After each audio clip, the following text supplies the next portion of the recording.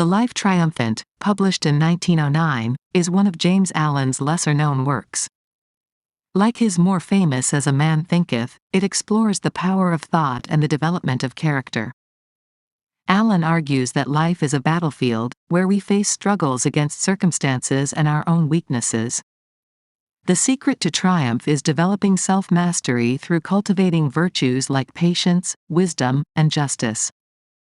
Only by conquering ourselves can we find lasting happiness and fulfillment, what Allen calls the life triumphant. While the writing is dated, its core message remains relevant. Our thoughts shape our lives, so we must discipline our minds if we want to reach our highest potential. The Life Triumphant urges readers to transform their lives by adopting constructive thinking and virtuous habits, as powerful neural networks to deliver the highest fidelity possible. Chapter 1: Faith and Courage. For those who will fight bravely and not yield, there is triumphant victory over all the dark things of life. I state this at the beginning, that the reader may know there is no uncertainty about it. In the course of this book, I shall show what are the elements, in character and conduct, which go to build up the life of calm strength and superlative victory. To stand face to face with truth. To arrive, after innumerable wanderings and pains, at wisdom and bliss. Not to be finally defeated and cast out, but ultimately to triumph over every inward foe. Such is man's divine destiny, such his glorious goal. And this, every saint, sage, and savior has declared. In the present stage of the life of humanity, comparatively few reach this place of triumph, though all will reach it at last. Yet there is a glorious company of perfect ones who have attained in the past, and their number is being added to with each succeeding age. Men are as yet learners in the school of life, and most men die learners. But there are some who, in this life, through fixity of purpose and strenuous fighting against darkness, pain, and ignorance, acquire a right knowledge of life and pass joyfully beyond the pupil stage. Man is not to remain forever a schoolboy in the universe, to be whipped for follies and errors. When he wills and wishes, he can set his mind upon his task and master the lessons of life, becoming a confident and skilled scholar, living in understanding and peace, and not in ignorance and misery.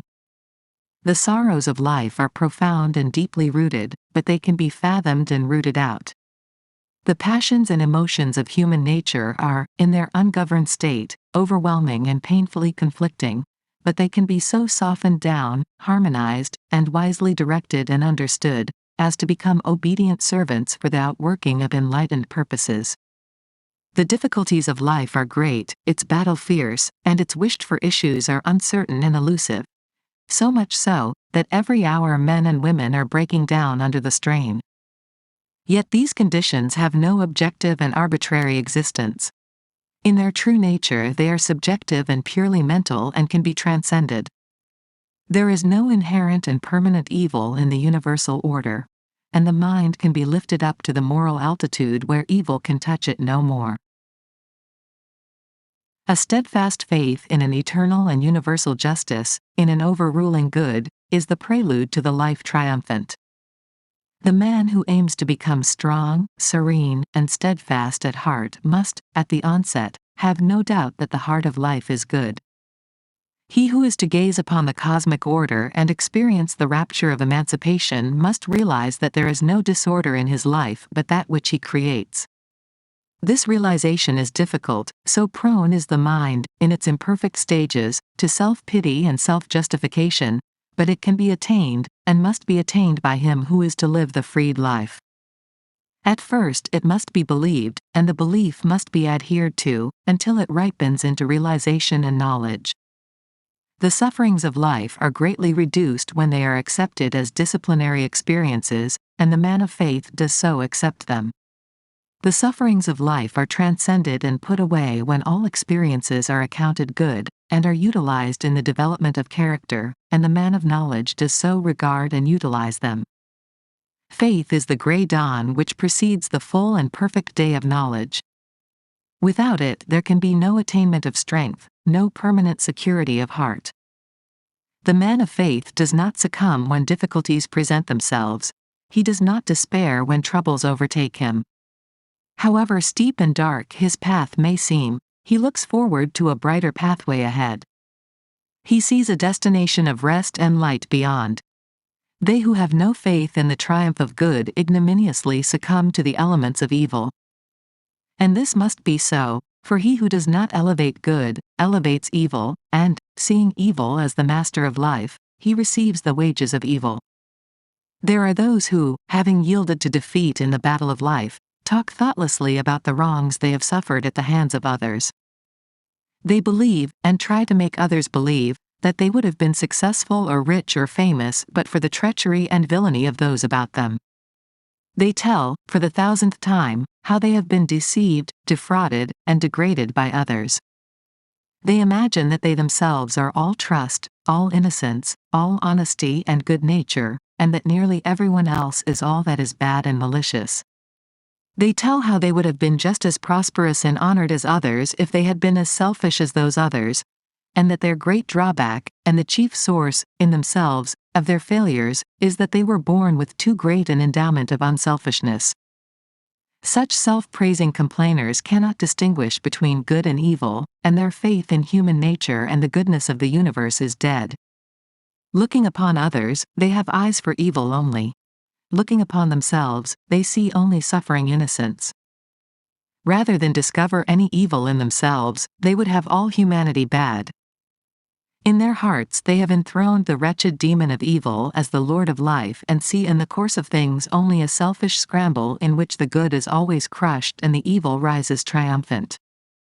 Blind to their own folly, ignorance, and weakness, they see nothing but injustice in their fate, nothing but misery and wretchedness in their present condition. He who would have even a useful and successful life, yet alone a spiritually noble and victorious one, must at once root out and cast away this wretched condition of mind that negates all that is good and pure and gives preeminence to all that is base and impure. Misfortune, misery and defeat most surely await the man who believes that dishonesty, deceit and selfishness are the best weapons whereby to achieve a successful life. What courage and strength can a man develop, and what quiet and happiness can he enjoy, who believes that in order to keep pace with others he must continually deny and discourage the better qualities of his nature? The man who believes that evil is more powerful than good, and that bad men have the best of life, is still involved in the elements of evil, and, being so involved, he suffers, must necessarily suffer, defeat. It may appear to you that the world is given over to wickedness, that the bad prosper, and the good fail, that there is nothing but chance, injustice, and disorder. But do not believe this, regard it as an illusive appearance. Conclude that you do not see life as it really is, that you have not yet fathomed the causes of things, and that when you can look upon life through a purer heart and a wiser mind, you will see and understand its equity. And truly when you do so look at life, you will see good where you now see evil, order where now appears disorder, and justice where now injustice seems to prevail. The universe is a cosmos, not a chaos, and the bad do not prosper. It is true there is much evil in the world, otherwise there would be no necessity for moral aims, but there is also much misery in the world, and the evil and misery are related as cause and effect. It is equally true that there is much good in the world, and much abiding gladness, and the good and gladness are related as cause and effect. He who has acquired that faith in the power and supremacy of good, which no apparent injustice, no amount of suffering, and no catastrophe can shake, will pass through all emergencies, all trials and difficulties, with a sublime courage that defies the demons of doubt and despair. He may not succeed in all his plans. He may even encounter much failure, but when he fails, it will be that he may frame nobler purposes and ascend to higher achievements. He will only fail in order to reach a success greater than that of which he first dreamed. His life will not, cannot, be a failure. Some of its details will fail, but this will be but the breaking of weak links in the chain of character and events, in order that the whole may be made more strong and complete. There is an animal courage which can calmly face the fire of an enemy in battle, or the fierce rage of beasts, but which fails in the battle of life and breaks down when confronted with the beasts that rage within one's own heart. It requires a higher, diviner courage to remain calm in the hour of deprivation and calamity than in the heat of battle, to overcome self than to overcome another. And this diviner courage is the companion of faith. A mere theological belief, commonly confused with faith, there is an animal courage which can calmly face the fire of an enemy in battle, or the fierce rage of beasts, but which fails in the battle of life and breaks down when confronted with the beasts that rage within one's own heart. It requires a higher, diviner courage to remain calm in the hour of deprivation and calamity than in the heat of battle, to overcome self than to overcome another. And this diviner courage is the companion of faith. A mere theological belief, commonly confused with faith, will not avail. Beliefs about God, Jesus, creation, etc., are merely surface opinions, derived chiefly from custom, which do not reach down to the real life of a man and have no power to bestow faith. Such beliefs may accompany faith, but they are distinct from it. Frequently, those who hold most tenaciously to particular beliefs about God, Jesus, and the Bible are most lacking in faith. That is, they give way to complaint, despondency, and grief immediately after some petty trouble overtakes them. If one is given to irritability, anxiety, hopelessness, and lamentations over the simple things of life, let him know that, in spite of his religious belief or metaphysical philosophy, he lacks faith.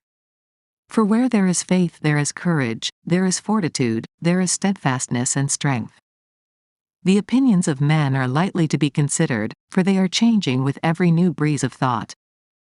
They have very little part in the reality of things, being the bubbles of a surface effervescence. But behind all opinions there is the same human heart. The godless are they who are goodless, even though they may be members of churches and make a great profession of faith in God. The godly are they who are goodly even though they make no profession of religion. The complainers and bewailers are the faithless and unbelieving. Those who deny or belittle the power of good, and in their lives and actions affirm and magnify the power of evil, are the only real atheists. Faith bestows that sublime courage that rises superior to the petty and selfish disappointments and troubles of life, that acknowledges no defeat except as a step to victory, that is strong to endure, patient to wait, and energetic to struggle. It perceives the benign law of truth in all things and is assured of the final triumph of the heart, and the kingly power of the mind. Light up, then, the lamp of faith in your heart, and walk through the darkness guided by its illuminating rays. Its light is dim and cannot be compared with the sunlight brilliance of knowledge, but it suffices to lead one safely through the mists of doubt and the black darkness of despair, along the narrow, thorny ways of sickness and sorrow, and over the treacherous plains of temptation and uncertainty. It enables man to ward off and outstrip the foul beasts that rage in the jungle of his heart, and to reach safely the open plains of a pure life and the mountain levels of conquest where the dim light of faith is no longer needed. For, leaving behind him all the darkness, all the doubt, error, and sorrow, he enters into a new consciousness and upon a higher round of life, works, and acts, and lives self-contained and peaceful, in the full and glorious light of knowledge. Recorded by Resonant Read. Chapter 2, Manliness, Womanliness and Sincerity. Before a man can be truly godly, he must be manly. Before a woman can be truly godly, she must be womanly. There can be no true goodness apart from moral strength. Simpering, pretense, artificial behavior, flatteries, insincerities and smiling hypocrisies, let these things be forever destroyed and banished from our minds. Evil is inherently weak, ineffectual, and cowardly. Good is essentially strong, effective, and courageous. In teaching men and women to be good, I teach them to be strong, free, self-reliant. They will greatly misunderstand me and the principles which I enunciate who imagine that because I teach gentleness, purity, and patience I teach the cultivation of an effeminate weakness. It is only the manly man and the womanly woman who can properly understand those divine qualities. No one is better equipped to achieve the life triumphant than they who, along with active moral qualities and a high sense of purity and honor, are also possessed of the strong animal nature of the normal man. That animal force which, in various forms, surges within you, and which, in the hour of excitement, carries you blindly away, causing you to forget your higher nature and to forfeit your manly dignity and honor, that same force controlled, mastered, and rightly directed, will endow you with a divine strength by which you can achieve the highest, noblest, most blissful victories of true living. The savage within you is to be scourged and disciplined into obedience. You are to be the master of your heart, your mind, yourself. Man is only weak and abject when he gives up the reins of government to the lower, instead of directing the lower by the higher. Your passions are to be your servants and slaves, not your masters. See that you keep them in their places, duly controlled and commanded, and they shall render you faithful, strong, and happy service. You are not vile. There is no part of your body or mind that is vile. Nature does not make mistakes. The universe is framed on truth. All your functions, faculties, and powers are good, and to direct them rightly is wisdom, holiness, happiness. To direct them wrongly is folly, sin, and misery. Men waste themselves in excesses, in bad tempers, hatreds, gluttonies, and unworthy and unlawful pleasures, and then blame life. They should blame themselves. A man should have more self-respect than to abuse his nature in any way. He should command himself always, should avoid excitement and hurry, should be too noble to give way to anger, to resent the actions and opinions of others, or fruitlessly to argue with an abusive and cantankerous assailant. A quiet, unobtrusive, and unoffending dignity is the chief mark of a ripe and perfect manhood. Honor others and respect yourself. Choose your own path and walk it with a firm, unflinching step, but avoid a meddlesome interference with others. In the true man, opposing qualities are blended and harmonized. A yielding kindness accompanies an unbending strength.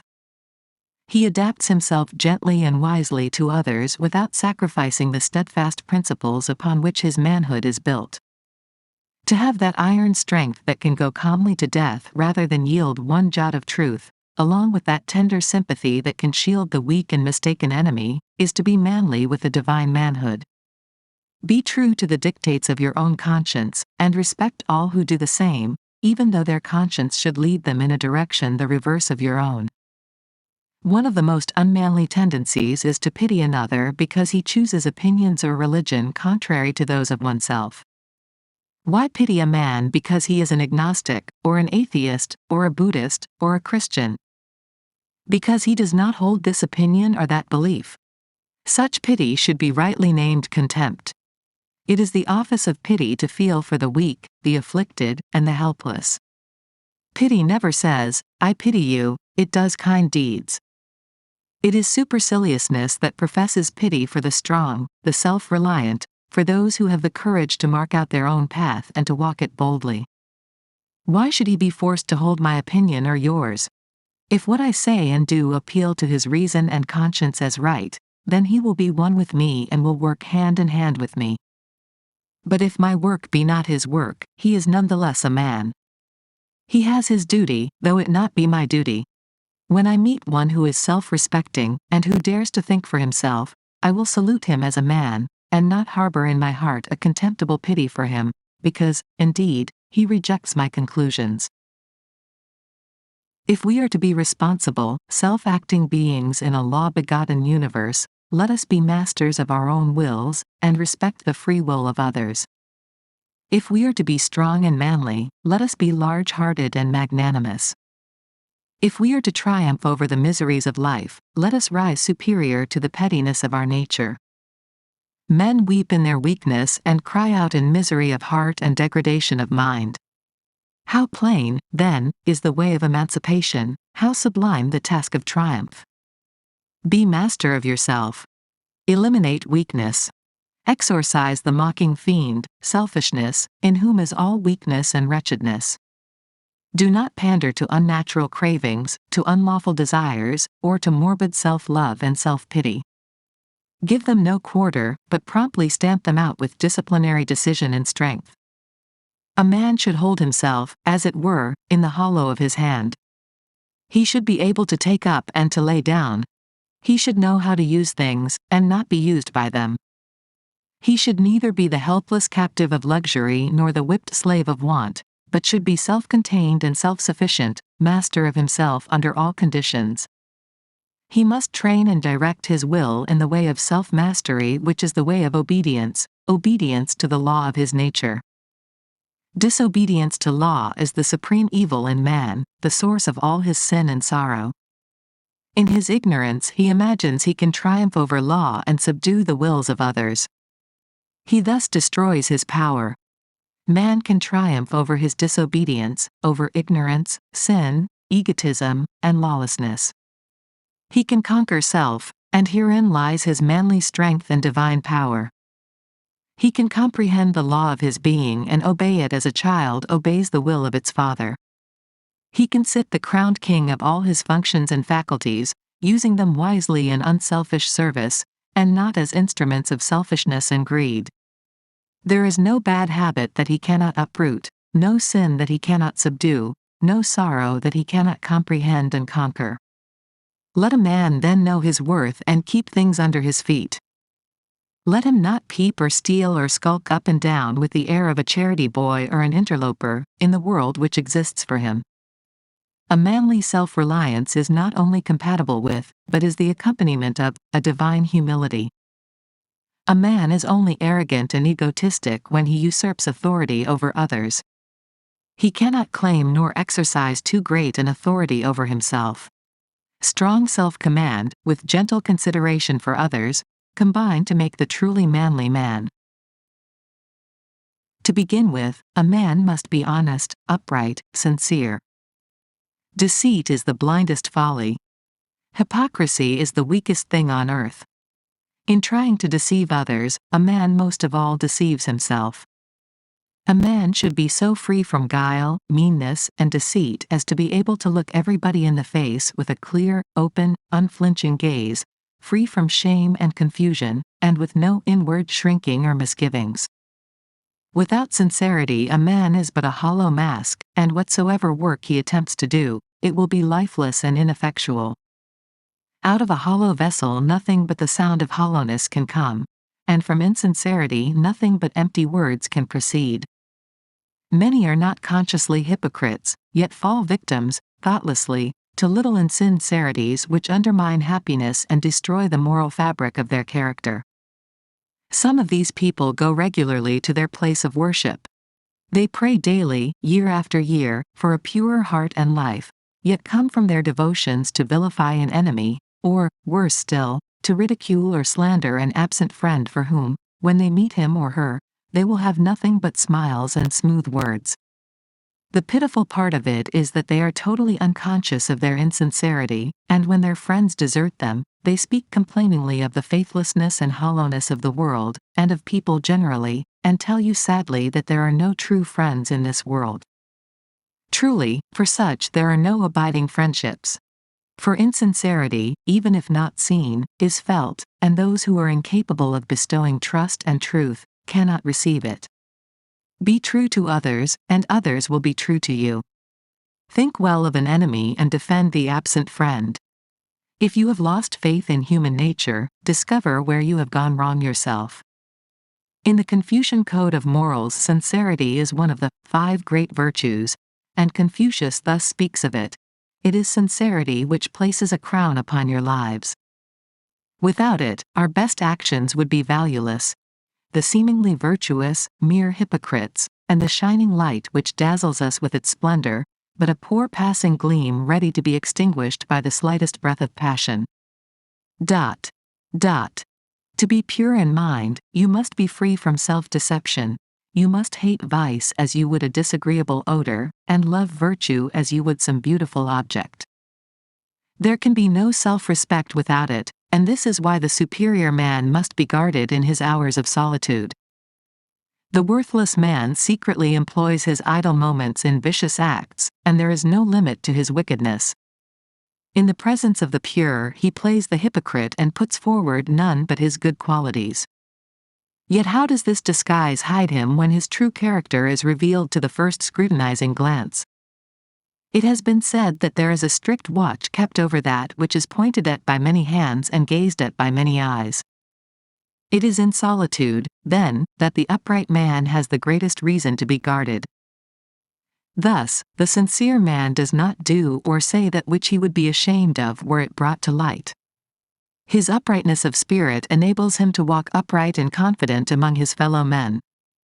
His presence is a strong protection, and his words are direct and powerful because they are true. Whatever may be his work, it prospers. Though he may not always please the ears of men, he wins their hearts. They rely on him, trust, and honor him. Courage, self-reliance, sincerity, generosity, and kindness. These are the virtues which constitute a robust manhood. Without them, a man is but clay in the hands of circumstances, a weak, wavering thing that cannot rise into the freedom and joy of a true life. Every young man should cultivate and foster these virtues, and as he succeeds in living them will he prepare to achieve the life triumphant. I see coming upon the earth a new race of men and women, men who will be men indeed, strong, upright, noble, too wise to stoop to anger, uncleanness, strife, and hatred, women who would be women indeed, gentle, truthful, pure, too compassionate to stoop to gossip, slander, and deception. From their loins will proceed superior beings of the same noble type, and the dark fiends of error and evil will fall back at their approach. These noble men and women will regenerate the earth. They will dignify man, and vindicate nature, restoring humanity to love, happiness, and peace. And the life of victory over sin and sorrow will be established in the earth. Chapter 3: Energy and Power. How wonderful is the universal energy! Never tiring, inexhaustible, and apparently eternal in its operation, it moves in atom and in star, informing the fleeting shapes of tune with its restless, glowing, pulsating power. Man is a portion of this creative energy, and in him it manifests, through a combination of mental faculties, as affection, passion, intelligence, morality, reason, understanding, and wisdom. He is not merely a blind conductor of energy, but he consciously uses, controls, and directs it. Slowly, but with certainty, is he gaining control of the forces without, and is making them do obedient service. And just as surely will he gain control of the forces within, the subtle energies of thought, and direct them into channels of harmony and happiness. Man's true place in the cosmos is that of a king, not a slave, a commander under the law of good and not a helpless tool in the reign of evil. His own body and mind are the dual dominion over which he is to reign, a lord of truth, the master of himself, the wise user and controller of his store of pure, eternal, creative energy. Let him walk the earth unashamed, strong, valiant, tender, and kind, no longer prostrate in self-abasement, but walking erect in the dignity of perfect manhood, not groveling in selfishness and remorse, nor crying for pardon and mercy, but standing firm and free in the sublime majesty of a sinless life.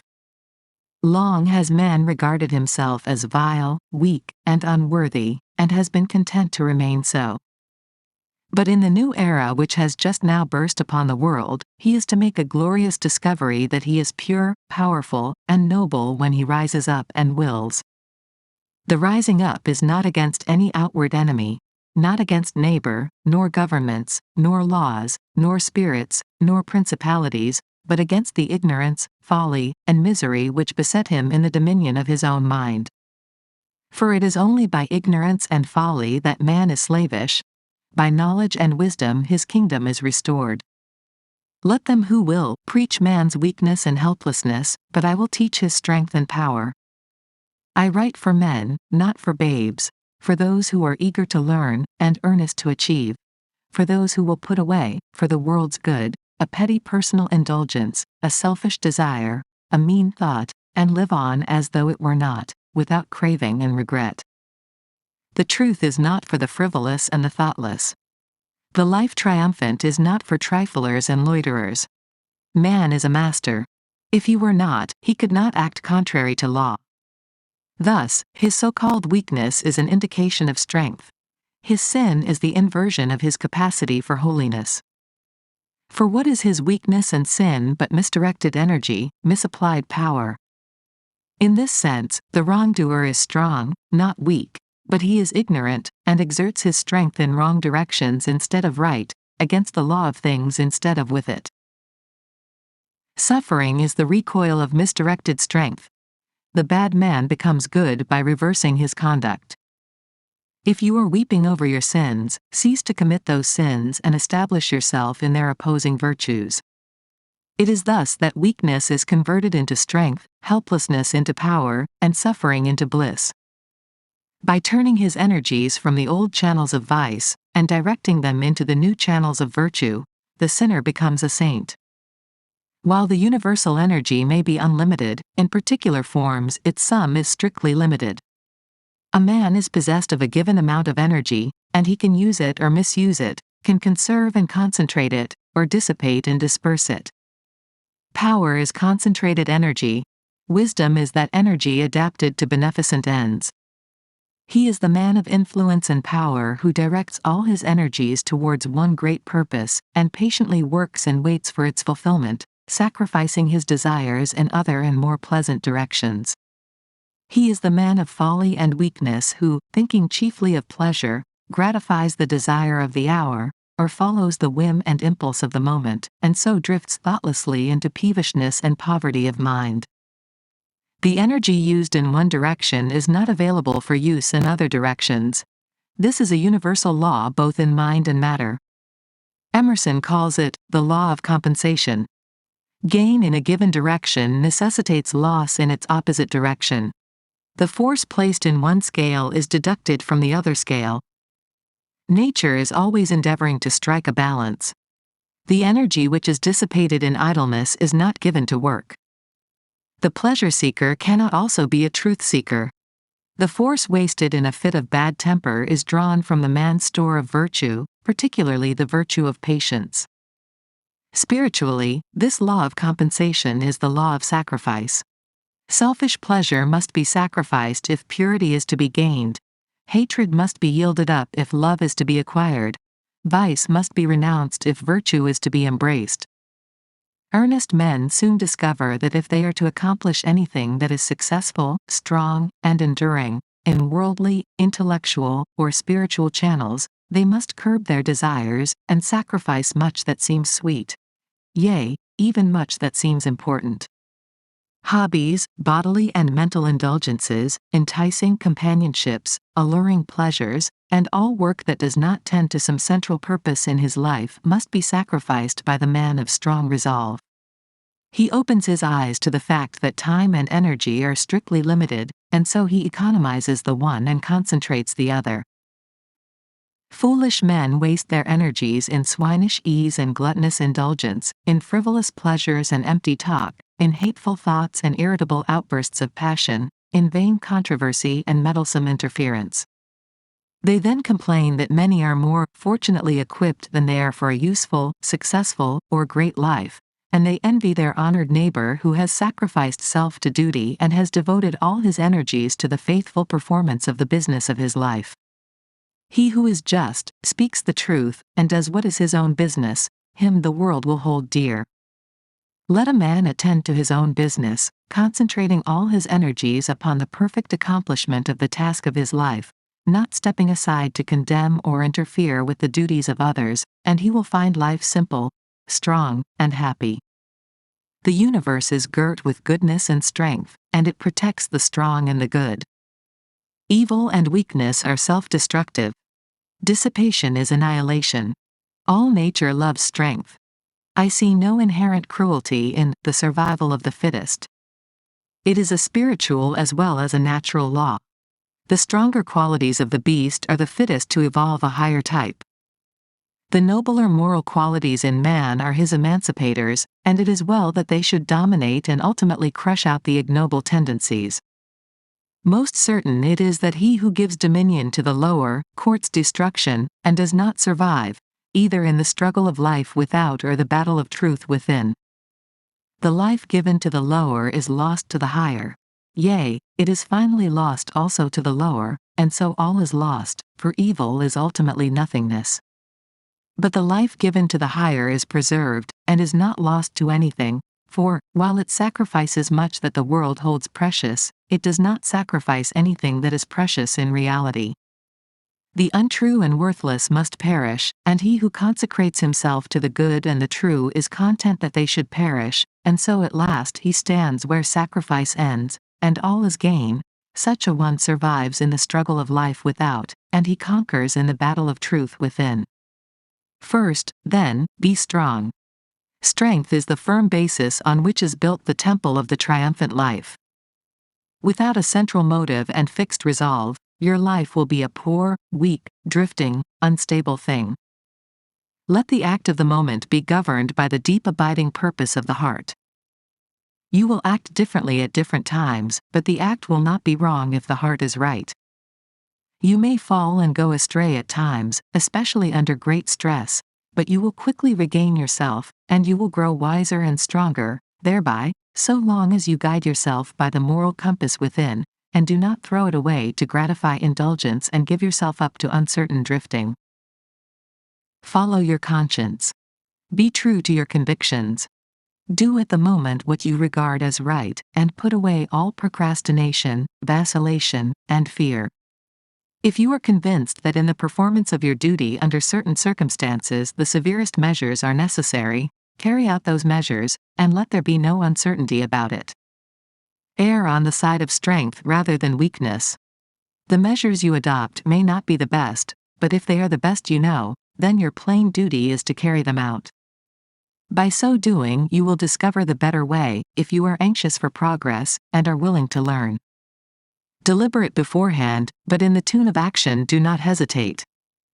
Avoid anger and stubbornness, lust and greed. The angry man is the weak man. The stubborn man, who refuses to learn or mend his ways, is the foolish man. He grows old in folly, and gray hairs do not bring him reverence or honor. The sensualist has energy for pleasure only, and reserves none for manliness and self-respect. The greedy man is blind to the nobility of human nature and the glory of a true life. He spends his energies in perpetuating the miseries of hell, instead of enjoying the happiness of heaven. Your strength is with you, and you can spend it in burrowing downward or in climbing upward. You can dissipate it in selfishness or conserve it in goodness. The same energy will enable you to become a beast or a god. The course along which you direct it will determine its effect. Do not think the thought, "My mind is weak," but convert weakness into strength, and energy into power by redirecting your mental forces. Turn your thoughts into noble channels. Put away vain longings and foolish regrets. Abolish complaint and self-condolence and have no dalliance with evil. Lift your face upward. Rise up in your divine strength, and spurn from your mind and life all meanness and weakness. Do not live the false life of a whining slave, but live the true life of a conquering master. Chapter 4: Self-Control and Friendliness. When mental energy is allowed to follow the line of least resistance, and to fall into easy channels, it is called weakness.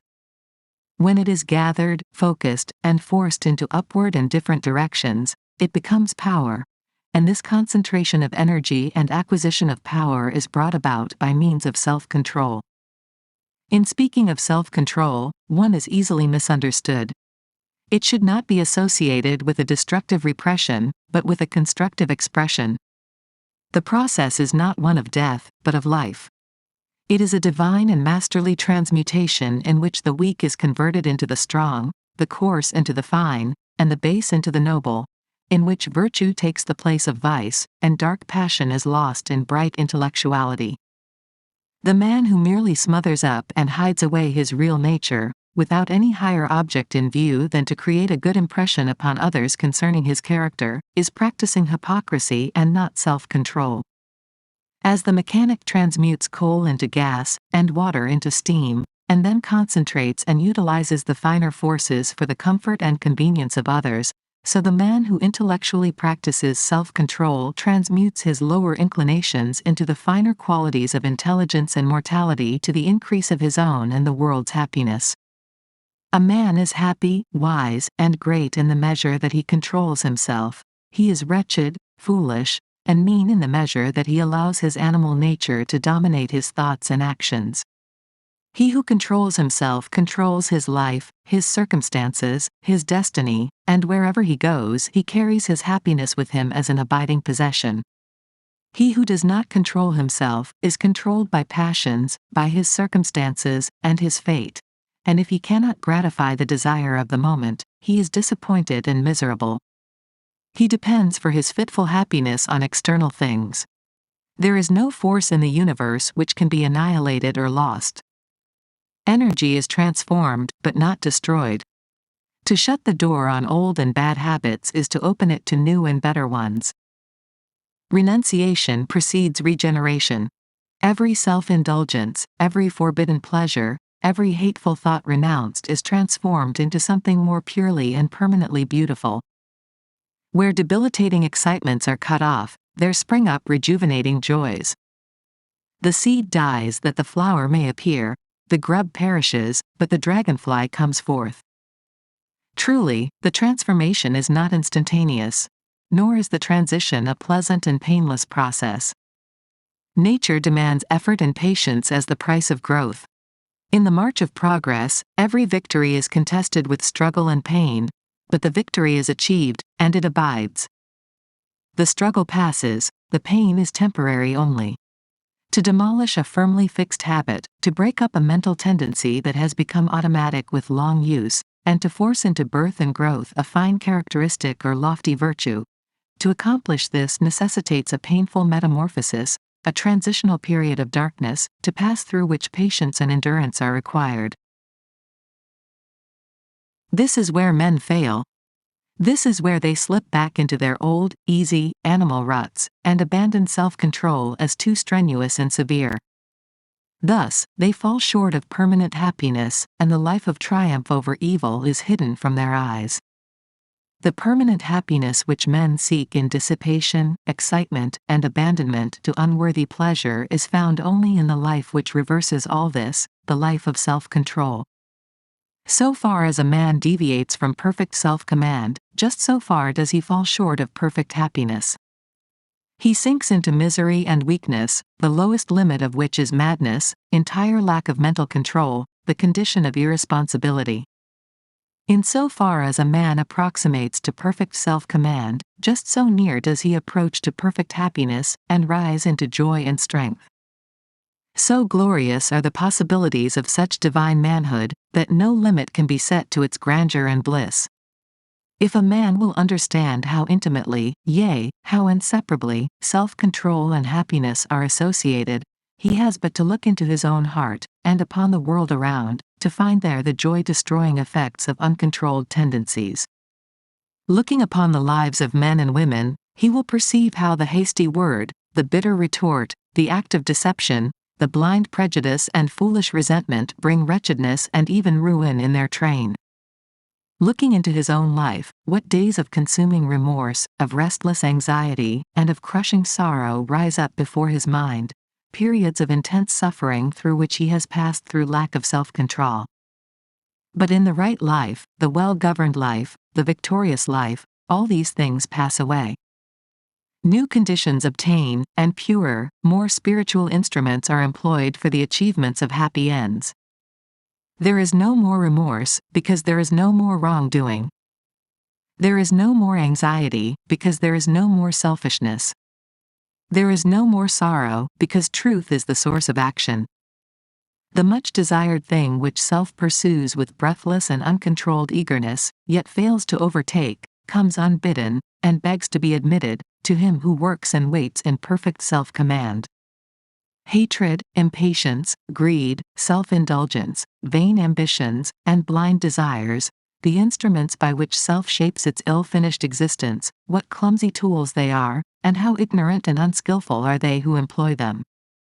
Love, patience, kindness, self-discipline, transmuted ambitions, and chastened desires, instruments of truth, by which is shaped a well-finished existence, what perfect tools they are, and how wise and skillful are they who use them. Whatsoever is gained by feverish haste and selfish desire is attained in fuller measure by quietness and renunciation. Nature will not be hastened. She brings all perfection in due season. Truth will not be commanded. He has his conditions and must be obeyed. Nothing is more superfluous than haste and anger. A man has to learn he cannot command things, but that he can command himself, that he cannot coerce the wills of others, but that he can mold and master his own will, and things serve him who serve truth. People seek guidance of him who is master of himself, things, but that he can command himself, yet that simple and profound the wills of others, that the man who cannot command himself under the severest external stress is unfit to guide others or to control affairs. People seek guidance of him who is master of himself. It is the fundamental principle in the moral and political teachings of Confucius that before attempting to govern affairs, a man under the severest external stress is unfit to guide others or to control affairs. Under pressure, to hysterical suspicions, outbursts of resentment, political teachings of Confucius that before attempting to govern responsibilities and lofty duties, and usually fail, sooner or later, habitually give way under pressure of life to hysterical suspicion of their own family or business, and explosions of anger. Lack of self-control is for weighty responsibilities and lofty duties, over wisdom. Usually fail. Sooner or later, learning how to subdue and control duties of turbulent, such as the management of their own family or every day. Lack of self-control, the temple of joy will not be completed. He will gather strength in laying its foundations and building its walls. How to subdue and control his turbulent, like a wise master builder, becoming wiser every day in the beautiful habitation which he has built. The temple of joy will not be completed. He will gather strength in laying its foundations and building its walls. And the day will come when, like a wise master builder, deprivation, he will rest at peace in the beautiful habitation which he has built. Renunciation there is, wisdom but it is a renunciation of the ephemeral and false, in order that the abiding and true may be realized. The life of self-control is no barren deprivation, it is wilderness of monotony. Enjoyment is renunciation life. It is the slavish desire, but it is a renunciation of the ephemeral and false. Is there anywhere that the abiding and true man may be realized? Who is always longing for some new sensation is not cut off. Is there anywhere a more blessed being than enjoyment he who, by self-control, it is the slavish desire for it that kills. Enlightened? Is there anywhere a more miserable man than he who is always longing for some new sensation? And the sensualist who lives for pleasure only, blessed being or the temperate man who by holds his body in subjection, considering its needs and obeying its uses? Who has most of physical life eating a ripe, juicy apple as it came from the tree, and a man near me said, "I would give anything if I could enjoy an apple like that." His body in subjection. I asked, considering its needs and obeying its uses. His answer was, "I have drunk whiskey and eating a ripe, juicy apple as it came from the tree." And a man near me said, "I would give anything if I could enjoy an apple like that." Men lose the abiding joys of life. Why can't you? And his answer was, "I have drunk whiskey and smoked tobacco until I have lost all enjoyment in such things." So he who controls his thoughts has most of spiritual elusive enjoyments, and men lose the abiding joys of life. For not only happiness, but knowledge and wisdom also revealed by self-control, life, joy, as the avenues of ignorance and selfishness are closed, the open gates of knowledge and enlightenment appear. For not only happiness, but knowledge and wisdom, the pure mind is an enlightened mind. He has well-being who controls himself. Selfishness are closed. I hear men speak of the monotony of goodness appear. If looking for things in the spirit which one has given up in the letter, the pure mind is an enlightened mind, then indeed would it be monotonous. He has well-being who controls himself well. The man of self-control does not merely give up his base pleasures. Of goodness. He abandons all longing for them. If looking for things in the spirit which one has given up in the letter, does not look back, goodness and fresh beauties, would it be new glories, sublimer vistas await him at every step. Does not merely give up his base pleasures. He abandons all longing for them. He presses forward and does not look back. And fresh beauties, new glories, sublimer vistas await him at every step. I am astonished at the revelations which lie hidden in self-control. I am captivated by the infinite variety of truth. I am filled with joy at the grandeur of the prospect. I am gladdened by its splendor and its peace.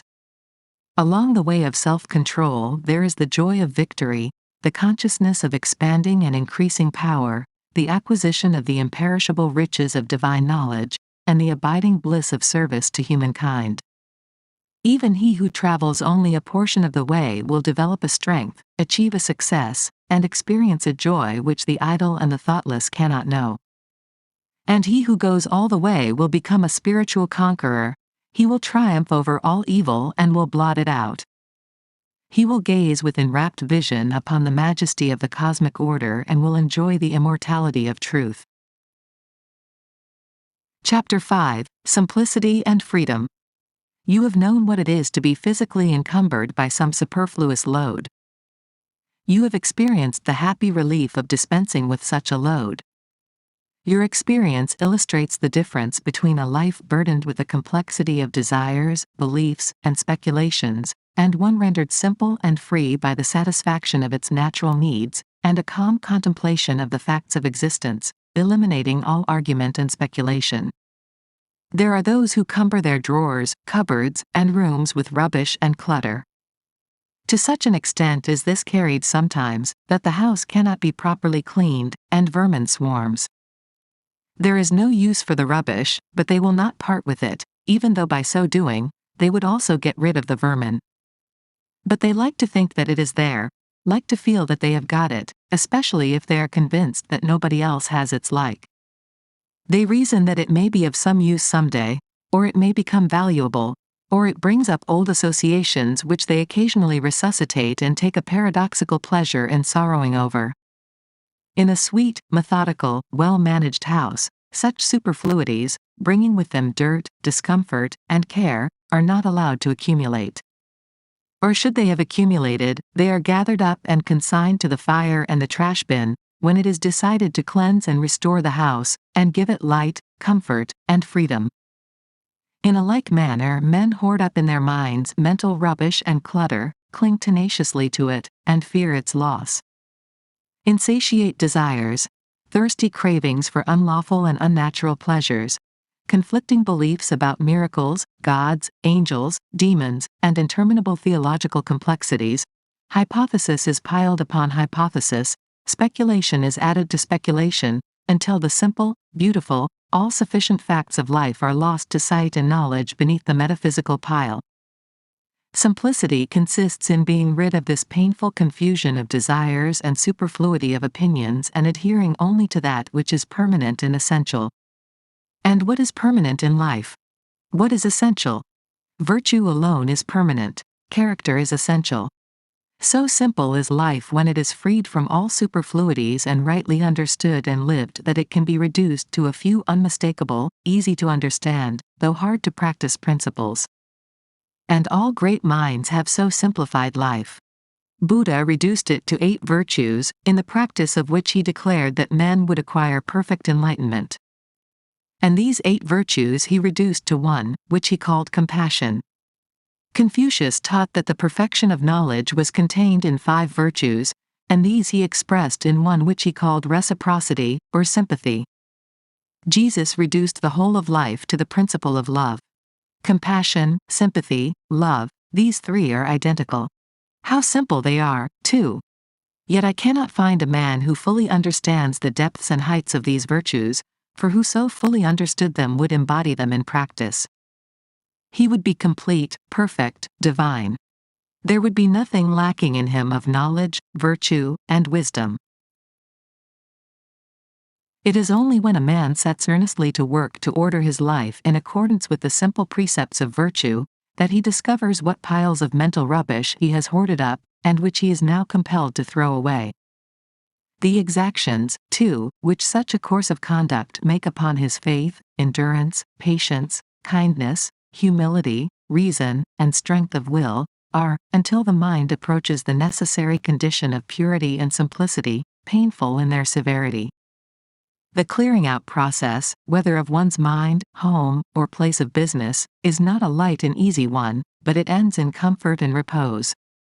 All complexities of detail, whether in things material or mental, are reducible to a few fundamental laws or principles by virtue of which they exist and are regulated.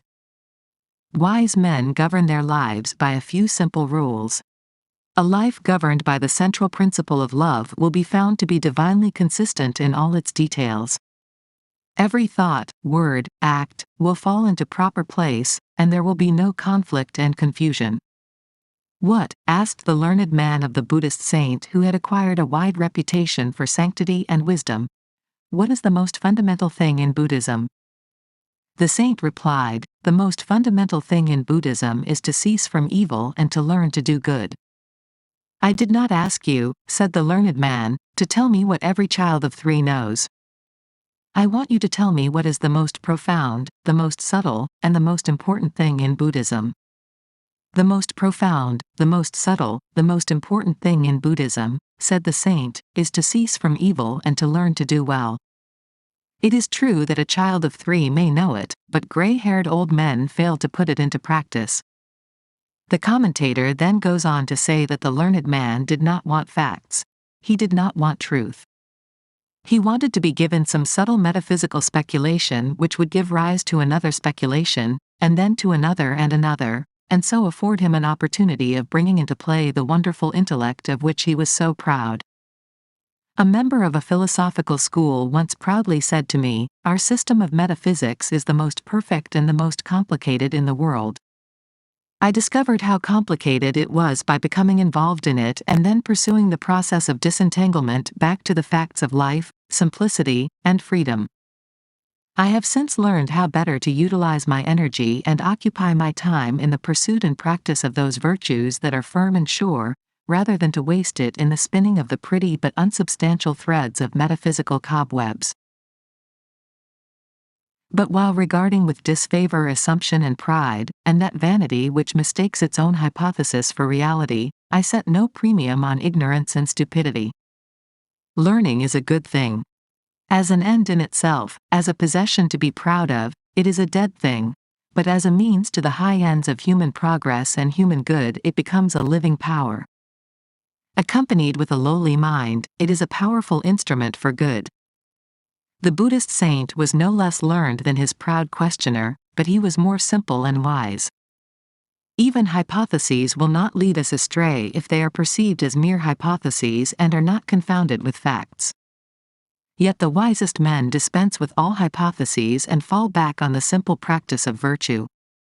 They thus become divine, and arrive at the acme of simplicity, enlightenment, and emancipation. To arrive at the freedom and joy of simplicity, one must not think less, he must think more. Only the thinking must be set to a high and useful purpose and must be concentrated upon the facts and duties of life, instead of dissipated and unprofitable theorizing. A life of simplicity is simple in all its parts because the heart which governs it has become pure and strong, because it is centered and rested in truth. Harmful luxuries in food and vain superfluities in dress, exaggerations of speech and insincerities of action, thoughts that tend to intellectual display and empty speculation, all these are set aside in order that virtue may be better understood and more earnestly embraced. The duties of life are undertaken in a spirit from which self is eliminated, and they become transfigured with a new and glorious light, even the light of truth.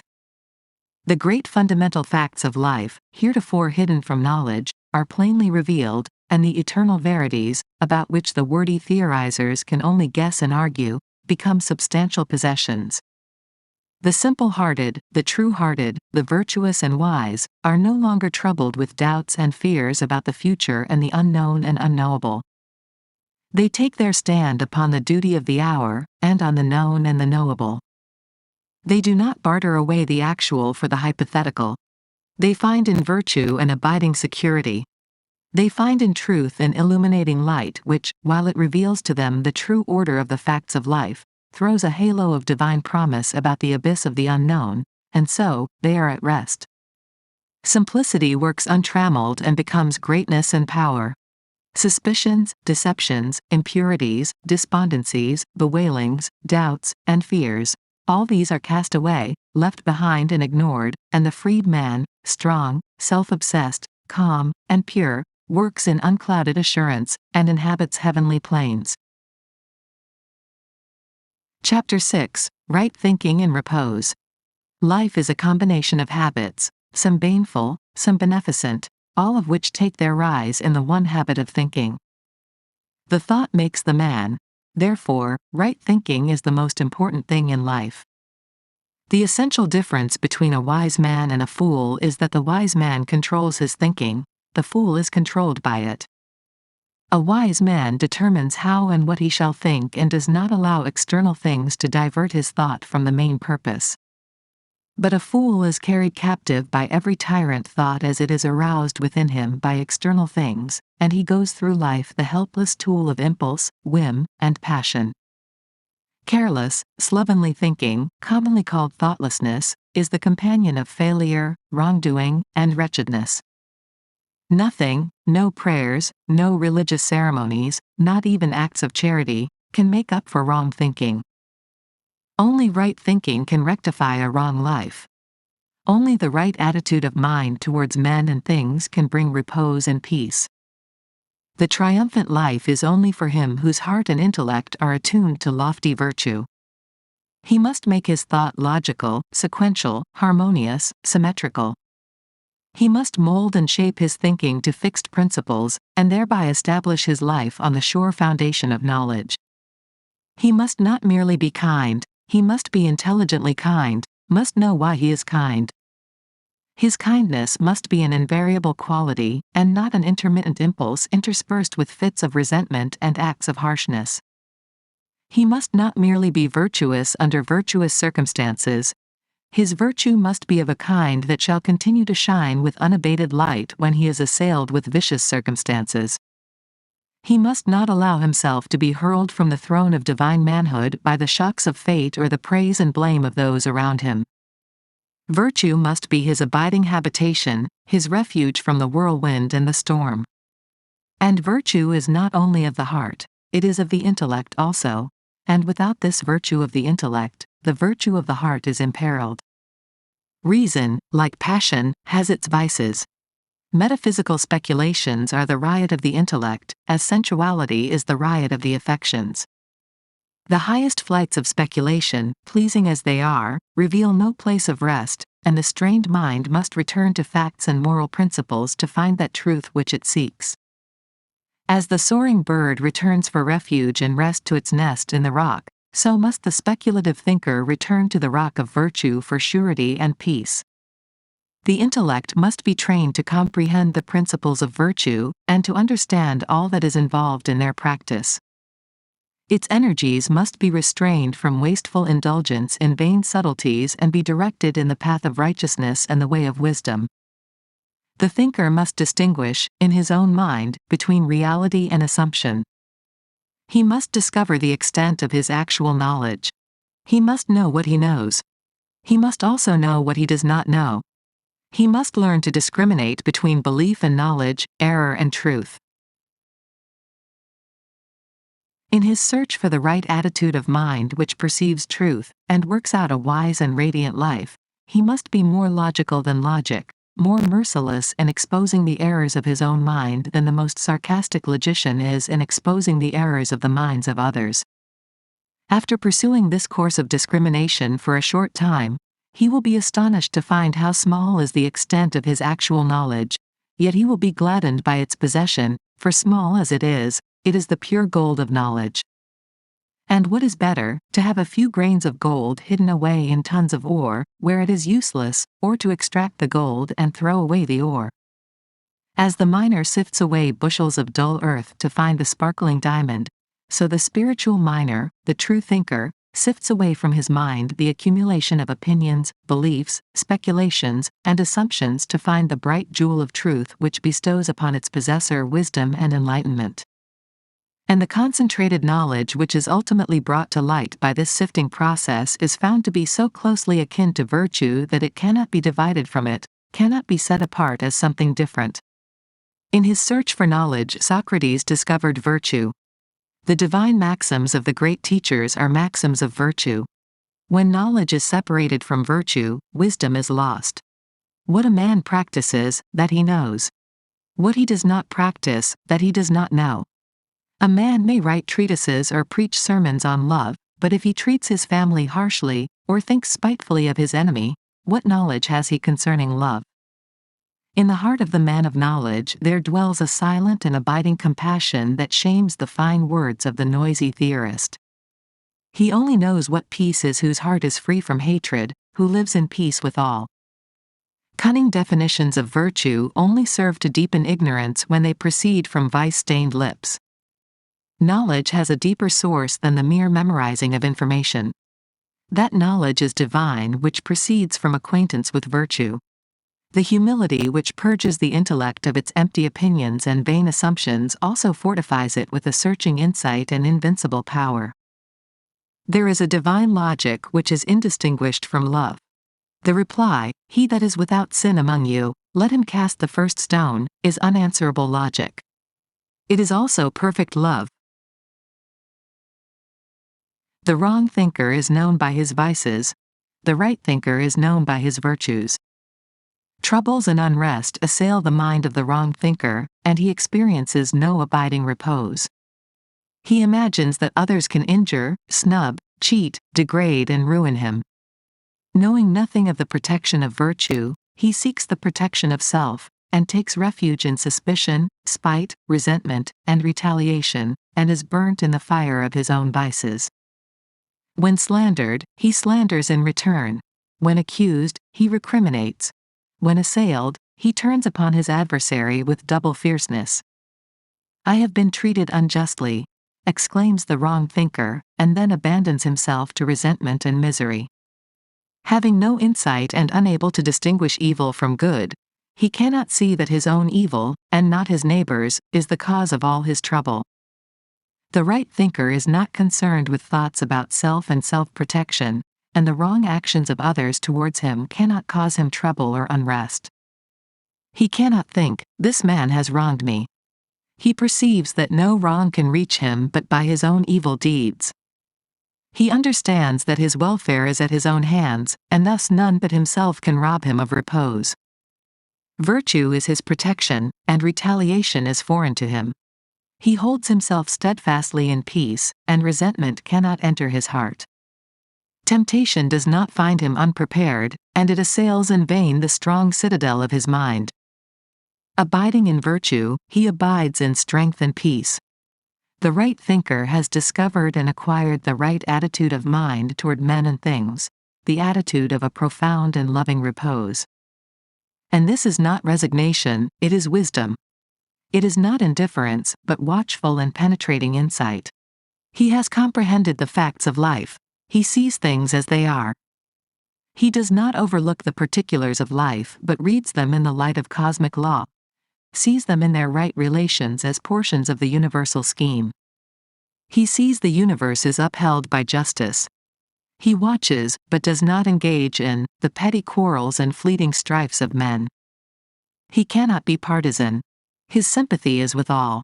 He cannot favor one portion more than another. He knows that good will ultimately conquer in the world, as it has conquered in individuals, that there is a sense in which good already conquers, for evil defeats itself. Good is not defeated, justice is not set aside.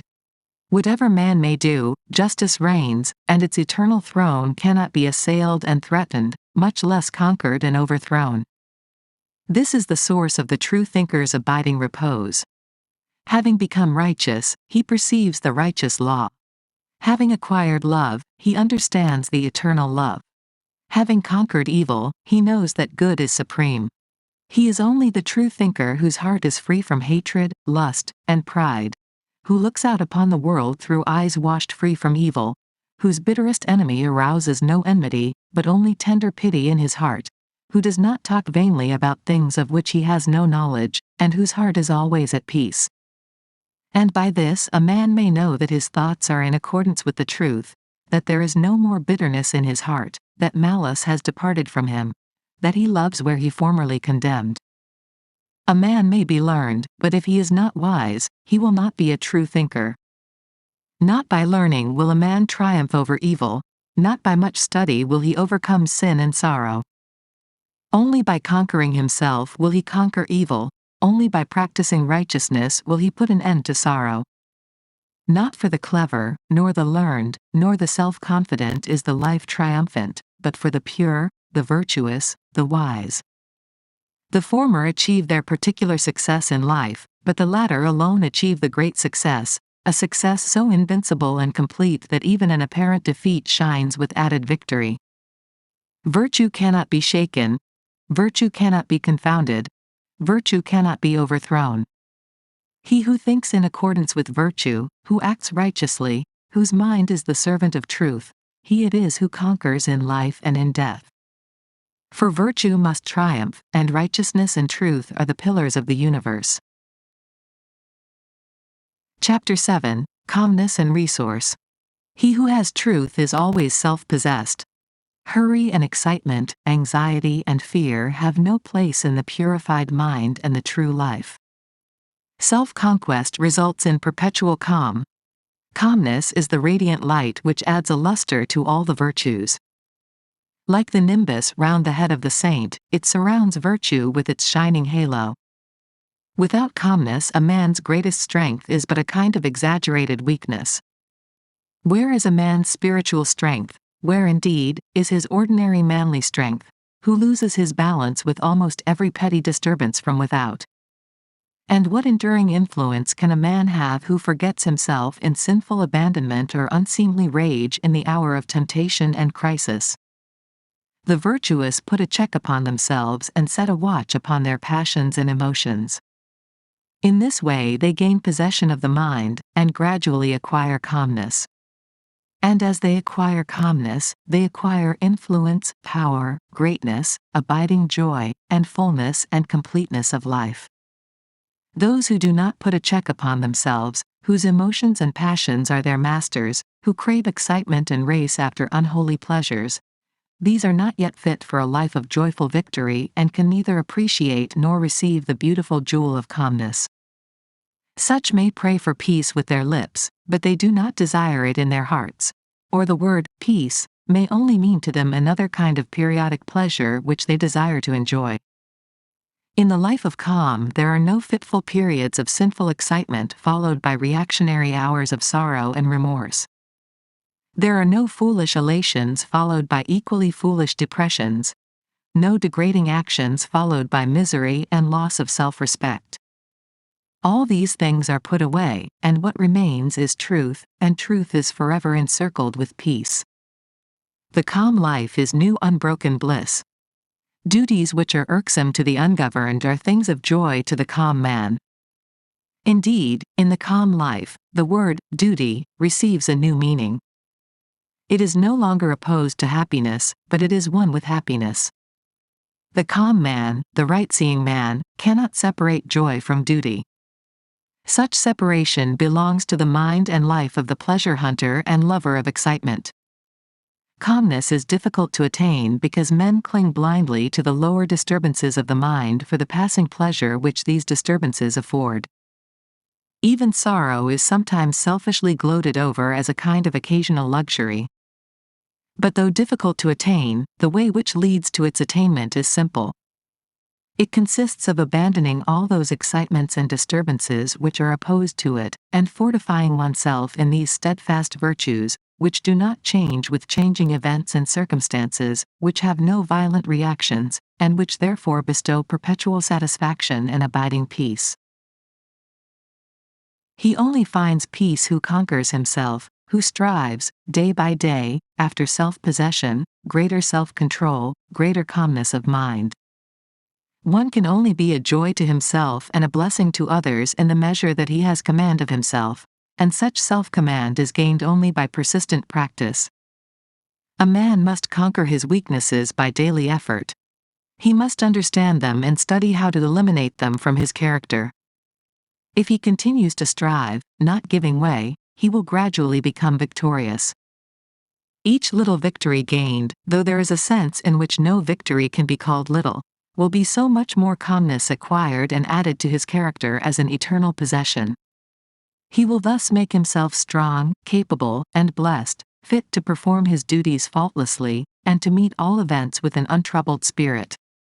But even if he does not, in this life, reach that supreme calm which no shock can disturb, he will become sufficiently self-possessed and pure to enable him to fight the battle of life fearlessly, and to leave the world a little richer for having known the goodness of his presence. By constantly overcoming self, a man gains a knowledge of the subtle intricacies of his mind, and it is this divine knowledge which enables him to become established in calmness. Without self-knowledge there can be no abiding peace of mind, and those who are carried away by tempestuous passions cannot approach the holy place where calmness reigns. The weak man is like one who, having mounted a fiery steed, allows it to run away with him, and carry him whithersoever it wills. The strong man is like one who, having mounted the steed, governs it with a masterly hand, and makes it go in whatever direction, and at whatever speed he commands. Calmness is the crowning beauty of a character that has become, or is becoming, divine, and is restful and peace-giving to all who come in contact with it. Those who are still in their weakness and doubt, find the presence of the calm mind restful to their troubled minds, inspiring to their faltering feet, and rich with healing and comfort in the hour of sorrow. For he who is strong to overcome self is strong to help others. He who has conquered soul weariness is strong to help the weary on the way. That calmness of mind, which is not disturbed or overthrown by trials and emergencies, or by the accusations, slanders, and misrepresentations of others, is born of great spiritual strength. It is the true indication of an enlightened and wise understanding. The calm mind is the exalted mind. Divinely gentle and externally strong is that man who does not lose his serenity, nor forget his peace when falsehoods and indignities are heaped upon him. Such calmness is the perfect flower of self-control. It has been slowly and laboriously gained, by patiently passing through the fires of suffering, by subjecting the mind to a long process of purification. The calm man has discovered the spring of both happiness and knowledge within himself, and it is a spring that can never run dry. His powers are at his full command, and there is no limit to his resources. In whatever direction he employs his energies, he will manifest originality and power. And this is so because he deals with things as they are, and not with mere opinions about things. If he has any opinions left, he is no longer enamored of them, but sees them as they are, mere opinions, and therefore of no intrinsic value. He has abolished egotism, and, by obedience to law, has become one with the power in nature and the universe. His resources are untrammeled by selfishness, his energies unhindered by pride. There is a sense in which he has ceased to regard anything as his own. Even his virtues belong to truth, and not exclusively to his person. He has become a conscious principle of cosmic power, and is no longer a mean, dwarfed thing, seeking petty personal ends. And having put away self, he has put away the greed, the misery, the troubles and fears which belong to self. He acts calmly and accepts all consequences with equal calmness. He is efficient and accurate and perceives all that is involved in any undertaking. He does not work blindly, he knows that there is no chance of favor. The mind of the calm man is like the surface of a still lake. It reflects life and the things of life truly.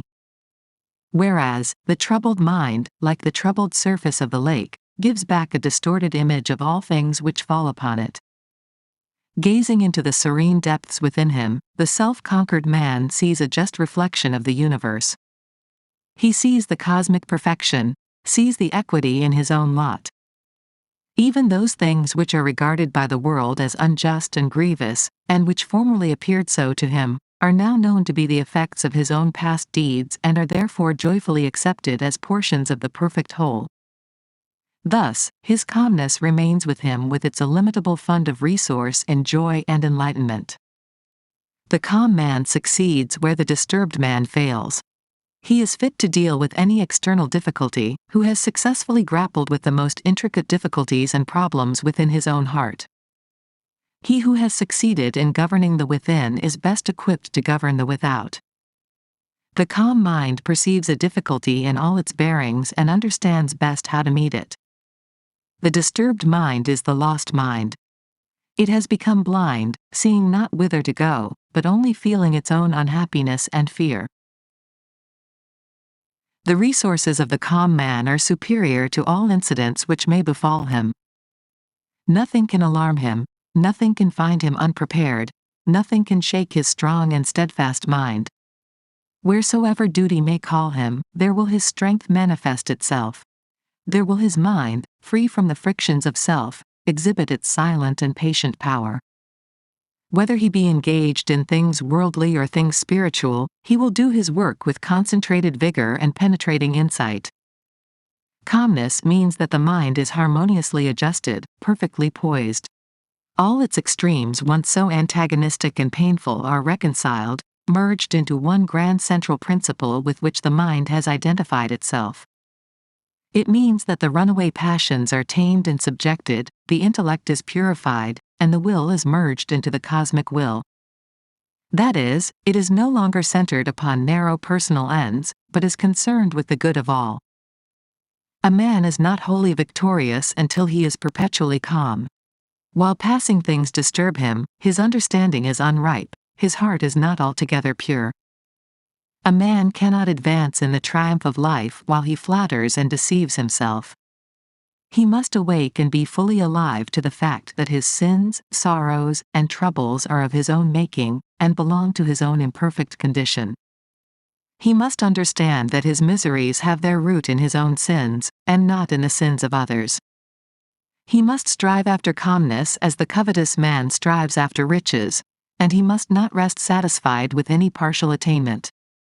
He will thus grow in grace and wisdom, in strength and peace, and calmness will descend upon his spirit as the refreshing dew descends upon the flowers. Where the calm mind is, there is strength and rest, there is love and wisdom.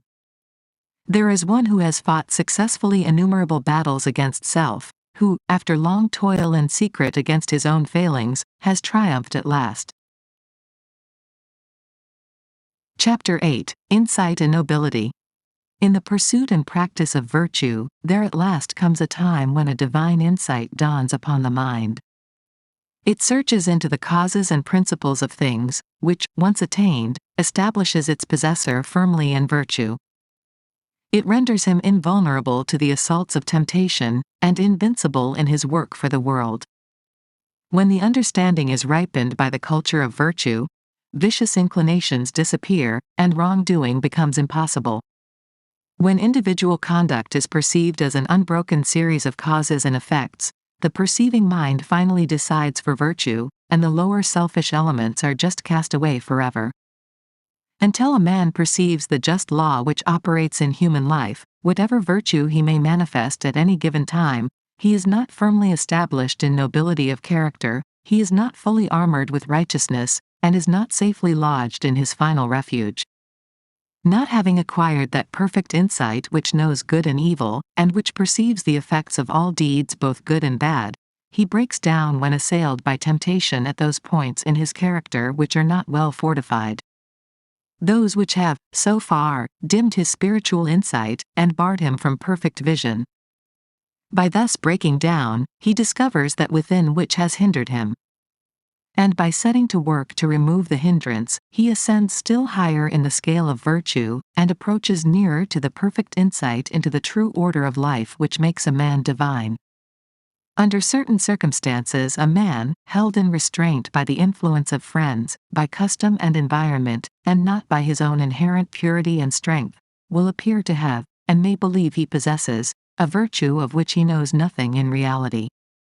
And his lack of such virtue only appears when all outward restraints are withdrawn, and, under temptation, the concealed weakness and vice make themselves manifest. On the other hand, the man of superior virtue will seem, in a familiar environment, to be much the same as his weaker fellows, and his virtue will not be apparent to those about him.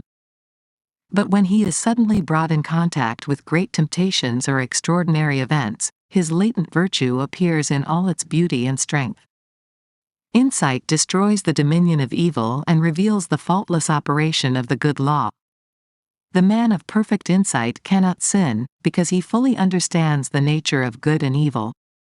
And it is impossible for one who knows good and evil, in all their ramifications of cause and effect, to choose the evil and reject the good. Just as the sane man would not choose ashes in preference to food, so the spiritually awakened man would not choose evil in preference to good.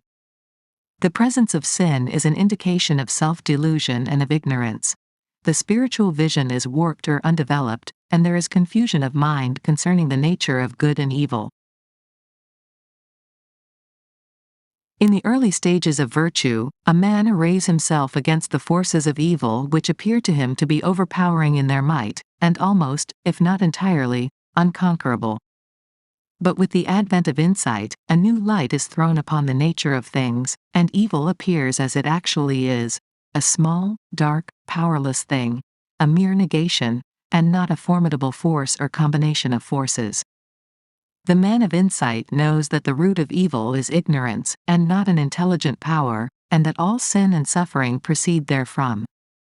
Thus, knowing evil to be merely a deprivation of good, he cannot hate it, but manifests compassion for all sinning and suffering beings. Indeed, he who has so far conquered the evil in his own heart, as to know the nature and source of evil, cannot possibly hate, dislike, or despise any being, no matter how far removed from virtue it may be.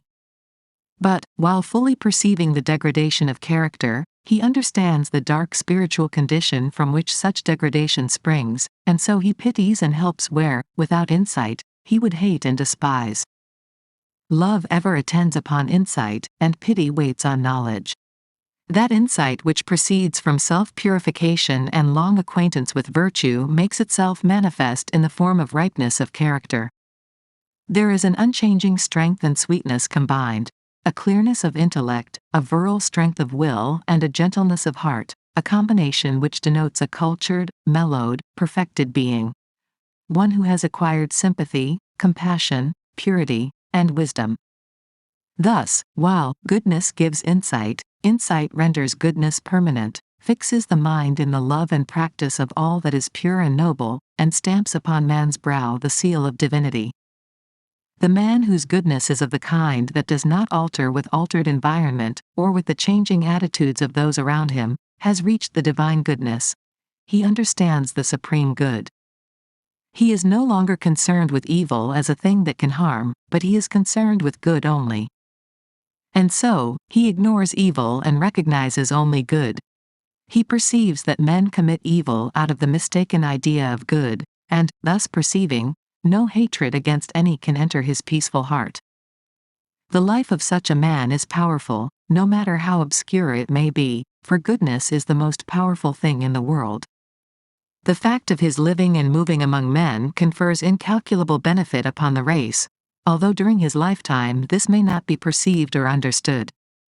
So powerful is goodness that the destiny of the world was, is, and will be in the hands of the good. Those who are good are the guides and emancipators of humanity. In the present period of its development, they are taking the race rapidly along in its evolutionary journey. And this, not in any mystical or miraculous sense, but in a very practical and normal sense, by their exemplary lives, by the power of their deeds. The good men who help the world are not wonder-workers, though undeveloped minds have ever tried to make them such, but the workers of righteousness, servants of the good law. The world never was, is not, and will not be, under the dominion of evil, for such a condition would mean non-existence, evil being merely the negation of good, as darkness is the negation of light. It is light, and not darkness, which is the sustaining power. Evil is the weakest thing in the world and cannot accomplish anything. The universe not only makes for good, the universe is good, and evil always falls short and fails. Insight is seeing in the light of truth, that light which is the revealer of all things. As the light of day reveals all objects in the world in their proper forms, so when the light of truth enters the mind it reveals all the things of life in their proper proportions. He who searches his own heart by the aid of truth, searches all hearts. He who, by long searching, has perceived the perfect law, which is operative in his mind, has revealed the divine law which is the stay and substance of the universe. Insight disperses error and puts an end to superstition. Sin is the only error. Men attack each other's beliefs and remain in ignorance. When they get rid of their own sins, they will become enlightened. Superstition springs from sin. Looking through darkened eyes, men see evil things which are delusions of ignorance. Conceiving in their hearts unlawful things, their imagination is troubled with monsters and terrors which have no existence in reality. Where there is pure insight there is no fear. Devils, demons, wrathful and jealous gods, vampires and evil spirits, and all the hideous host of the ideological monsters, have vanished from the universe along with the feverish nightmare which gave them birth. And before the rapt gaze of the purified one there spreads a universe of orderly beauty and inviolate law.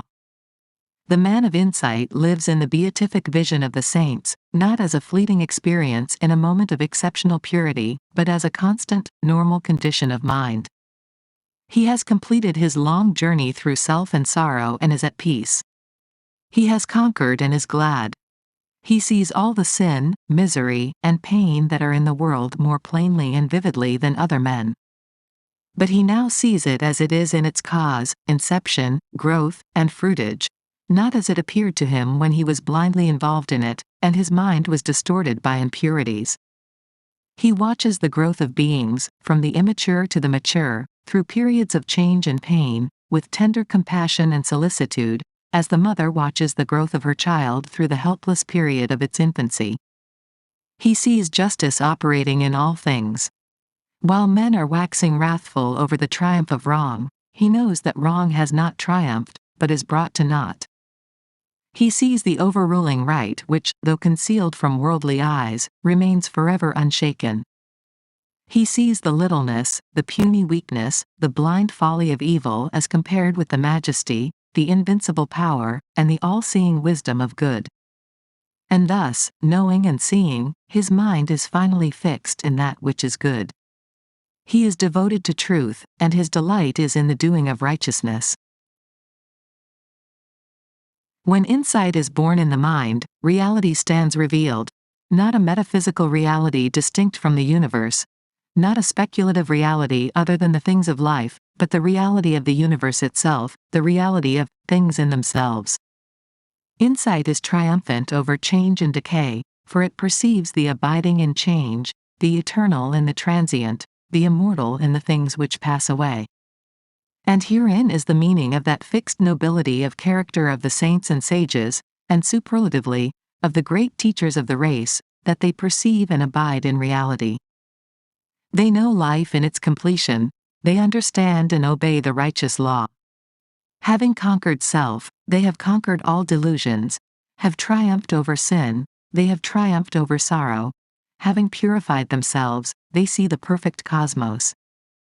He who chooses the right, the pure, the good, and clings to them through all misunderstandings, insults, and defeat, reaches, at last, the place of insight, and his eyes open upon the world of truth. Then his painful discipline is ended. The lower conditions no more affect him or cause him sorrow. Purity and joy abide with him, and the universe again rejoices in the triumph of good and hails another conqueror. Chapter 9. Except a man be born again. By the mastery of self, a distinct form of consciousness is evolved which some would call divine. It is distinguished from that ordinary human consciousness, which craves personal advantages and gratifications on the one hand and is involved in remorse and sorrow on the other. This divine consciousness concerns itself with humanity and the universe, with eternal verities, with righteousness, wisdom, and truth, and not with pleasures, protection, and preservation of the personality. Not that personal pleasure is destroyed, but that it is no longer craved and sought, it no longer takes a foremost place. It is purified, and it is received as the effect of right thought and action and is no longer an end in itself. In divine consciousness there is neither sin nor sorrow. Even the sense of sin has passed away, and the true order and purpose of life being revealed, no cause is found for lamentation. Jesus called this state of consciousness, the kingdom of heaven. Buddha named it, nirvana. Lao Tse's term for it was, Tao. Emerson refers to it as, the oversoul, and Dr. Buck calls it, cosmic consciousness, in his valuable work bearing that title. The ordinary human consciousness is self-consciousness. Self, the personality, is placed before everything else. There are ceaseless anxieties and fears concerning the self. Its possible loss is thought to be the most grievous calamity, and its eternal preservation the most important thing in the universe. In divine consciousness all this has passed away. Self has disappeared. Therefore, there can be no more fears and anxieties concerning the self, and things are considered and known as they are, and not as they afford pleasure or cause pain to self, not as self wishes them to be for its own temporal or eternal happiness. The self-conscious man is subject to desire. The divinely conscious man is master of desire. The former considers what is pleasant or unpleasant, the latter acts from the righteous law without reference to pleasure or pain. The race is passing through self-consciousness to divine consciousness, through the slavery of self, with its sense of sin and shame, to the freedom of truth, with its sense of purity and power. The great teachers and saviors of the race have already attained. In former existences they have already passed through all forms of self-consciousness, and now, having subjugated self, have become divinely conscious. They have reached the summit of evolution on this earth and have no further need to be reborn in the self-conscious form. They are masters of life. Having conquered self, they have acquired the supreme knowledge. Some of them are worshipped as God because they manifest a wisdom and a consciousness which is quite distinct from the normal self-consciousness of humanity, and which is therefore regarded with, and surrounded by, incomprehensible mystery. Yet, in this divine consciousness there is no mystery, but, on the contrary, a transparent simplicity which becomes apparent when the confusions of self are dispersed. The abiding gentleness, the sublime wisdom, the perfect calm of the great teachers, qualities which appear supernatural when viewed from the self-consciousness state, are seen to be simple and natural when the first glimmering of divine consciousness dawns in the mind. And such divine consciousness does not appear until a high degree of morality is attained by self-conscious man. Man becomes divinely conscious, divinely wise, divinely gentle and strong in the measure that he subdues and dominates within those passions by which humanity is subdued and dominated. The divine master is one who has attained mastery over self. The abiding nobility, beneficent characteristics, and unobtrusive virtue which mark off the spiritually enlightened man from others, are the fruits of self-conquest, the logical outcome of a long struggle to master and comprehend those mental forces which the self-conscious man blindly obeys without understanding. Self-conscious man is a slave to self. Obeying self-centered inclinations, he is in submission to his passions, and to the sorrows and pains which allegiance to those passions inflict upon him. He is conscious of sin and sorrow but sees no way out of these conditions. And so, he invents theologies which he substitutes for effort, and which, while affording him fitful comfort through uncertain hope, leave him the easy victim of sin, and the willing prey of sorrow. Divinely conscious man is the master of self. He obeys truth and not self. He curbs and directs his inclinations and is conscious of a growing power over sin and sorrow. He sees that there is a way out of these conditions by the path of self-mastery. He needs no theologies to aid him, but exerts himself in right doing, and is gladdened by a sense of victory and increasing purity and power. When his mastery is complete, he has no inclinations but those which accord with truth. He has then become the conqueror of sin and is no longer subject to sorrow.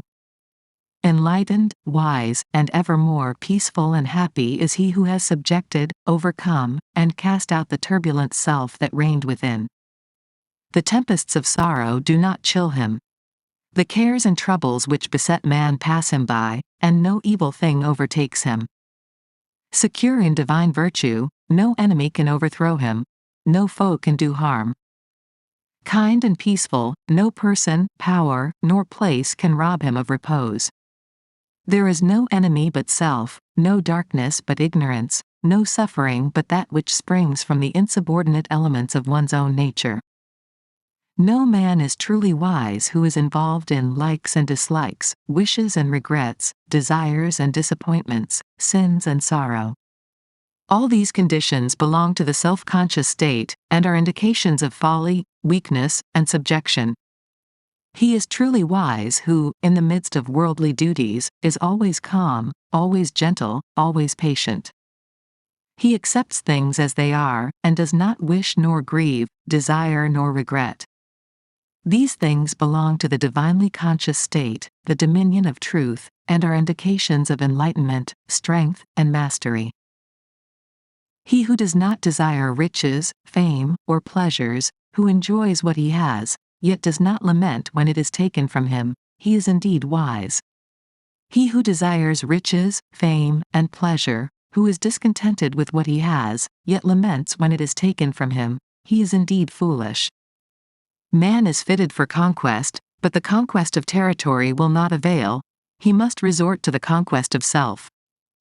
The conquest of territory renders man a temporal ruler, but the conquest of self makes him an eternal conqueror.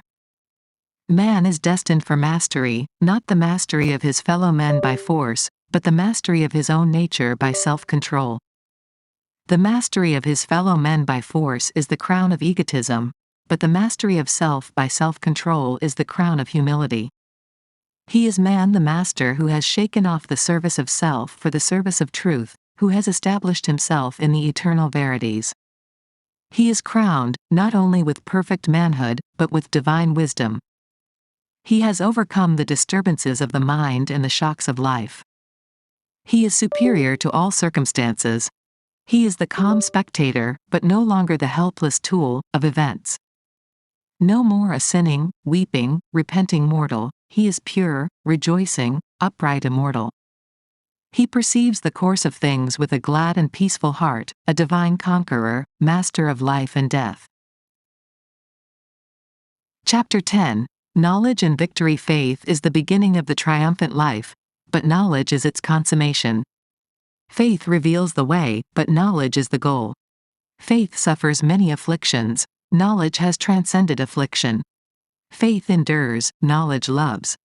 Faith walks in darkness, but believes. Knowledge acts in light, and knows. Faith inspires to effort, knowledge crowns effort with success. Faith is the substance of things hoped for, knowledge is the substance of those things possessed. Faith is the helpful staff of the pilgrim. Knowledge is the city of refuge at the journey's end. Without faith there will be no knowledge, but when knowledge is acquired, the work of faith is finished. The life triumphant is a life of knowledge, and by knowledge is meant, not book learning, but life learning, not superficial facts committed to memory, but the deep facts and truths of life, grasped and comprehended. Apart from this knowledge there is no victory for man, no rest for his weary feet, no refuge for his aching heart. There is no salvation for the foolish except by becoming wise. There is no salvation for the sinful except by becoming pure. There is no liberation for man from the turmoil and troubles of life but through divine knowledge reached by the pathway of a pure and blameless life. Nowhere is there permanent peace except in an enlightened condition of mind, and a pure life and an enlightened mind are identical. But there is salvation for the foolish because wisdom can be acquired. There is salvation for the sinful because purity can be embraced. There is liberation for all men from the troubles and turmoil of life because whosoever wills to do so, whether rich or poor, learned or unlearned, can enter the lowly way of blamelessness which leads to perfect knowledge. And because of this, that there is deliverance for the captives and victory for the defeated, there is rejoicing in the high places, and the universe is glad. The man of knowledge, being victorious over himself, is victorious over sin, over evil, over all the disharmonies of life. Out of the old mind marred by sin and sorrow, he has framed a new mind glorified by purity and peace. He has died out of the old world of evil and is reborn in a new world where love and faultless law prevail, where evil is not, and he has become deathless in immortal good. Anxiety and fear, grief and lamentation, disappointment and regret, wretchedness and remorse, these things have no part in the world of the wise. They are the shadowy inhabitants of the world of self, and cannot nay, they are seen to have no substantiality, in the light of wisdom. The dark things of life are the dark conditions of a mind not yet illuminated by the light of wisdom. They follow self as the shadow of substance. Where selfish desires go, there they follow. Where sin is, there they are. There is no rest in self, there is no light in self. And where the flames of turbulent passions and fires of consuming desires are rife, the cool airs of wisdom and peace are not felt. Safety and assurance, happiness and repose, satisfaction and contentment, joy and peace. These are the abiding possessions of the wise, earned by right of self-conquest, the results of righteousness, the wages of a blameless life. The substance of a right life is enlightenment, knowledge, and the spirit of knowledge is peace. To be victorious over self in all the issues of life is to know life as it is in reality, and not as it appears in the nightmare of self. It is to be in peace in all passages, and not to be stricken with trouble and grief in the common happenings of life. As the ripe scholar is no more troubled by incorrect work and lessons imperfectly done, and the painful reproof and punishment formerly inflicted by his teachers are left behind forever, so the perfected scholar in virtue, the wise man and woman, the enlightened doer of righteousness, is no more troubled with wrongdoing and folly, which are merely the imperfectly accomplished lessons of life, and the scourging of sorrow and remorse have passed away forever. The skilled scholar has no more doubt or fear concerning his ability. He has overcome and dispersed the ignorance of his intellect. He has attained to learning, and he knows that he has attained. And he so knows because, having undergone innumerable tests in the forms of lessons and examinations, he has at last proved his skill by passing successfully through the severest tests of scholarship. And now he no longer fears but rejoices when severe tests are applied to prove his ability. He is capable, confident, and glad. Even so, the skilled doer of righteousness is no more troubled with doubt and fear concerning his destiny. He has overcome and dispersed the ignorance of his heart. He has attained to wisdom, and he knows that he has attained. And he so knows because where he formerly failed and fell when tested by the wrong conduct of others, he now maintains his patience and calmness under the severest tests of accusation and reproof. Herein is the glory and victory of divine knowledge, that understanding the nature of deeds, both good and bad, the enlightened doer of good deeds no longer suffers through the bad deeds of others. Their actions towards him can never cause him pain and sorrow, nor rob him of his peace. Having taken refuge in good, evil can no more reach nor harm him. He returns good for evil and overcomes the weakness of evil by the power of good. The man who is involved in bad deeds imagines that the bad deeds of others are powerful to do him injury and are filled with grievous harm against him. He is stung with pain and overwhelmed with sorrow, not for his own bad deeds, for these he does not see, but for the wrong deeds of others. Involved in ignorance, he has no spiritual strength, no refuge, and no abiding peace. The man victorious over self is the true seer. He is not the seer of spirits or supernatural phenomena, for such seeing is narrow and illusory. He is the seer of life as it is, both in its particular aspects and in its divine principles, the seer of the spiritual universe of cosmic law, cosmic love, and cosmic liberty. The man of knowledge and victory, who has shaken off the painful dreams of self, has awakened with a new vision which beholds a new and glorified universe. He is the seer of the eternal, and is blessed with perfect love and endless peace. He is lifted far above all sordid desires, narrow aims, and selfish love and hate, and being so lifted up he perceives the lawful course of things and does not grieve when overtaken by the inevitable. He is above the world of sorrow, not because he has become cold and cruel, but because he abides in a love where no thought of self can enter, and where the well-being of others is all in all. He is sorrowless because he is selfless. He is serene because he knows that whatever he receives, it is good, and whatever is taken from him, that also is good. He has transmuted sorrow into love and is filled with infinite tenderness and abounding compassion. His power is not violent, ambitious, worldly, but pure, peaceful, heavenly, and he is possessed of a hidden strength which knows how to stand and when to bend for the good of others and the world. He is a teacher, though he speaks but little. He is a master, yet he has no desire to rule others. He is a conqueror but makes no attempt to subdue his fellow men. He has become a conscious instrument for the outworking of cosmic law, and is an intelligent, enlightened power directing the evolution of the race. At this, the beginning of a new epoch, let the good news again go forth throughout the world that there is purity for the sinful, comfort for the afflicted, healing for the brokenhearted, and triumph for the defeated.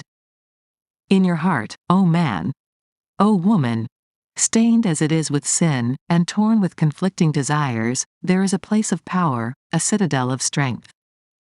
You are the dwelling place of the supreme good, and the scepter of victory awaits you.